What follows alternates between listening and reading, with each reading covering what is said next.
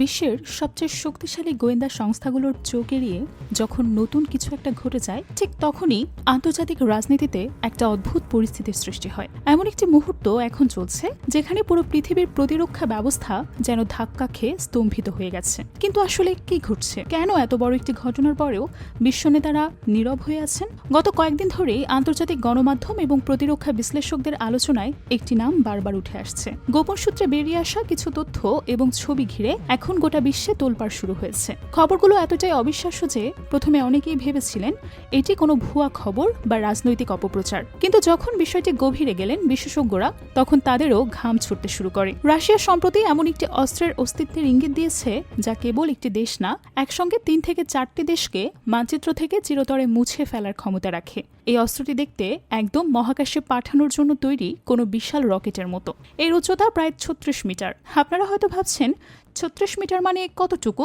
সোজা কথায় বলতে গেলে এটি আপনার চোখের সামনে দাঁড় করালে দেখবেন এটি প্রায় ৯ তলা একটি বিল্ডিং এর সমান লম্বা, আর এর ওজন প্রায় ৯ টনের কাছাকাছি। এত বিশাল এবং ভারী একটি স্ট্রাকচারকে এক জায়গা থেকে অন্য জায়গায় নিয়ে যাওয়া একেবারে সহজ কাজ না। জানা গেছে শুধুমাত্র এই অস্ত্রটিকে পরিবহন করার জন্যই রাশিয়া তাদের ভেতরে আলাদা একটি বিশেষ রেল লাইন তৈরি করেছে। সেই সঙ্গে বিশাল এই অস্ত্রটি বহন করার মতো শক্তিশালী শিপিং ট্র্যাক তৈরি করতে হয়েছে, যা সাধারণ কোনো যানবাহনের মতো নয়। কিন্তু আসল সত্যিটা কি এখানেই শেষ?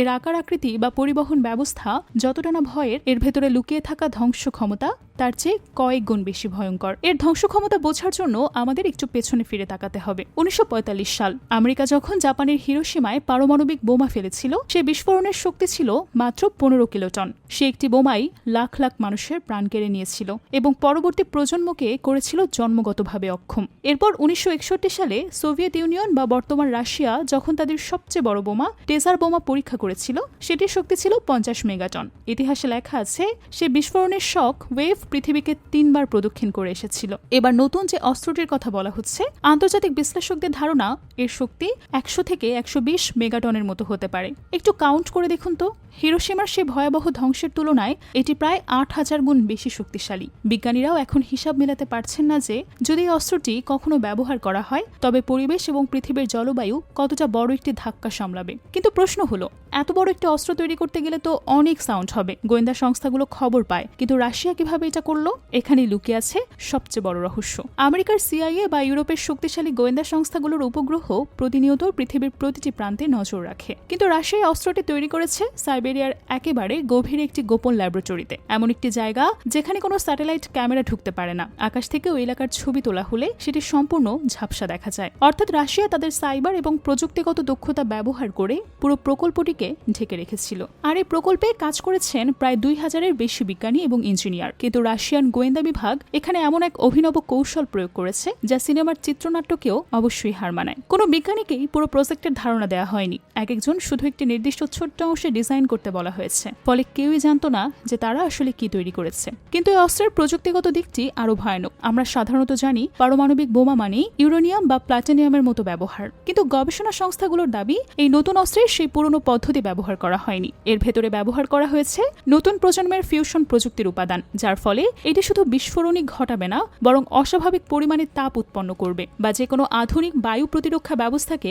একেবারে নিষ্ক্রিয় করে দিতে পারে। এখন সবচেয়ে বড় প্রশ্ন হলো, ঠিক এই মুহূর্তে রাশিয়া অস্ত্রটি কেন সামনে আনছে? কারণটা খুঁজলে দেখা যাবে বিশ্ব রাজনীতির একটি খুব চমৎকার সমীকরণ এখানে লুকিয়ে আছে। বর্তমানে গোটা মধ্যপ্রাচ্য এক রক্তক্ষয়ী অবস্থার মধ্য দিয়ে যাচ্ছে। এই ঘটনার মাত্র কয়েকদিন আগে তুরস্ক হঠাৎ করেই তাদের নতুন প্রজন্মের অত্যাধুনিক পারমাণবিক মিসাইল সিস্টেম প্রকাশ করেছে। তুরস্কের এই মিসাইলকেও বিশ্লেষকরা বেশ শক্তিশালী বলেই আখ্যা দিচ্ছেন। এর মাঝে রাশিয়ার প্রেসিডেন্ট ভ্লাদিমির পুতিন একটি রহস্যময় বক্তৃতা দিয়েছেন। তিনি বলেছেন তাদের হাতে এখন এমন কিছু রয়েছে যা পুরো বিশ্বকেই চমকে দেবে। এর কয়েকদিনের মাথায় এই বিশাল অস্ত্রের খবর ছড়িয়ে পড়েছে। কারণটা কি তবে সত্যি মধ্যপ্রাচ্যের যুদ্ধে হস্তক্ষেপ করার প্রস্তুতি, নাকি এর পেছনে লুকিয়ে আছে আরো গভীর কোনো কূটনৈতিক খেলা? আমার বিশ্লেষণে যা বারবার ফুটে উঠেছে তা হলো রাশিয়া অস্ত্রটি সম্ভবত যুদ্ধক্ষেত্রে ব্যবহার করার জন্য না, বরং এটি হলো এক ধরনের নীরব শক্তির বার্তা। যখন কোনো দেশ তার সবচেয়ে শক্তিশালী ধ্বংসলীলা অস্ত্রটি প্রকাশ্যে আনে কিন্তু কোনো আনুষ্ঠানিক নামও দেয় না, কোনো ব্যাখ্যাও দেয় না, তখন বোঝা উচিত তারা আসলে শত্রুকে মারতে চায় না, তারা শত্রুকে